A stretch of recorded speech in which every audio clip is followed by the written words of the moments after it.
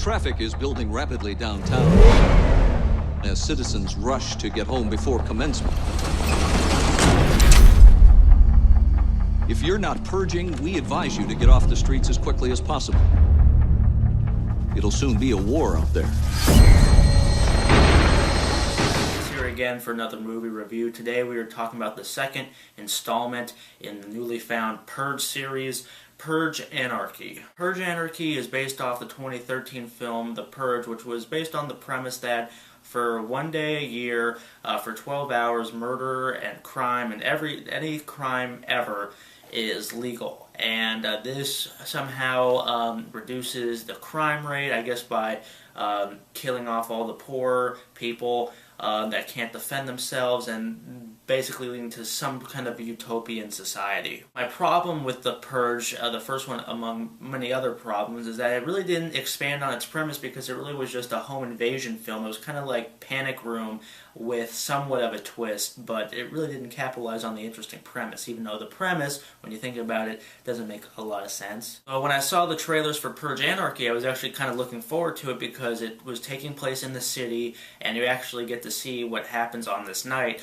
worldwide, released in a city instead of someone's house. So that was at least promising to me. Unfortunately, the Purge Anarchy is just as bad, if not worse, than the original Purge, and besides the performance by Frank Grillo, there's not a lot to enjoy here. Okay, so one of the few saving graces of this movie is Frank Grillo, who you might remember most recently from the newest Captain America movie, and even though he is handling some pretty weak dialogue at points and is surrounded by some pretty obnoxious cast members, he has a serious screen presence and likability, and like I said, brings a lot of credibility to this silly concept, and also he doesn't have to talk much. He does with his actions, and that's kind of nice to see, especially because when he does talk, he doesn't have the most interesting things to say. I do like that this film is trying to say something about the social and economic divides between the rich and the poor, and how there's like this resistance being led by Omar from The Wire, who is trying to start this whole rebellion against the rich and the purge.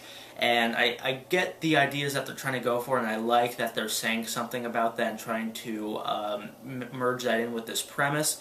But it's not subtle at all. They beat you over the head with it, so by the time, while you do appreciate it in the beginning, by the end of the movie you're like, I get it already. The supporting characters in here are obnoxious.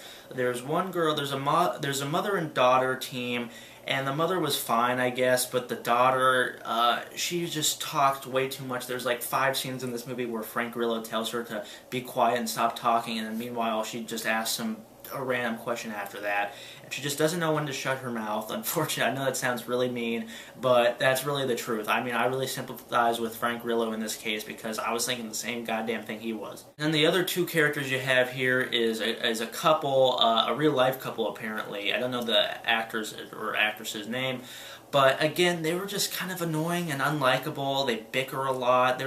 What I did like is that they do take action. They're just not there to scream and run around. They do end up picking up guns and kind of taking action at some points, which I appreciated, but that didn't save them from being pretty obnoxious. The film doesn't really have that much of a sense of danger, even though there's this crazy stuff around and bodies are getting just dismantled by machine guns and stuff, because it really just feels like a video game. Like, the whole plot of this movie is that they have to get from where they are to someone's house for shelter, and they go through all these various encounters and shootouts, and it just felt like a modified Call of Duty game, and it really wasn't all that interesting.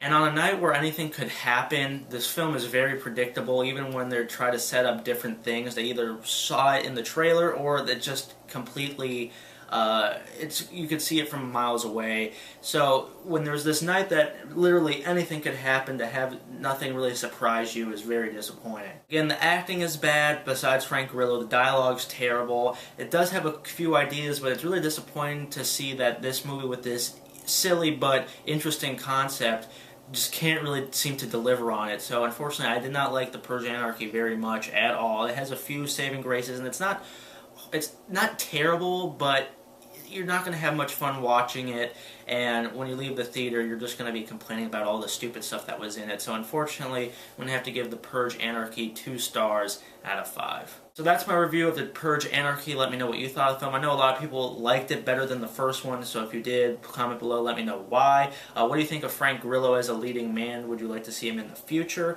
If you like this review, you can comment and subscribe for more, and I'll see you guys later. This is the last purge of the evening. The bidding will start at 200,000.